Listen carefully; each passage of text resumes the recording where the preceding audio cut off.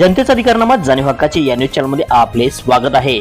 वारणा नदीच्या पाणी पातळीत वाढ, कांदे बच्चे सावडे रस्त्या पाण्याखाली। कोल्हापूर सांगलीला जोडणाऱ्या रस्त्यावर पाणी। वारणा नदीचे पाणी कोल्हापूर सांगली या दोन जिल्ह्यांना जोडणाऱ्या रस्त्यावर पहिल्यांदा आल्याने वाहतूक पूर्णपणे बंद झाली होती।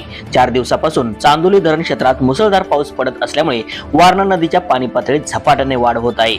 सातवे, सावर्डे, आरळे, आमतेवाडी, वाळकेवाडी, शिंदेवाडी, सांगाव, कांदे, बिऊर आदी गावातील ओढे नाले तुडुंब वाहत आहेत। वारणा नदीच्या पाणी पातळीत झपाट्याने वाढ झाल्याने कोल्हापूर सांगली जिल्ह्यांना जोडणारा कांदे बच्चे सावडे रस्ता पाण्याखाली गेला आहे। त्यामुळे या मार्गावरील वाहतूक बंद झाली आहे।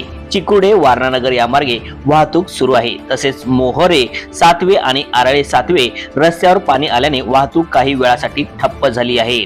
न्यूज चॅनल नेटवर्क सह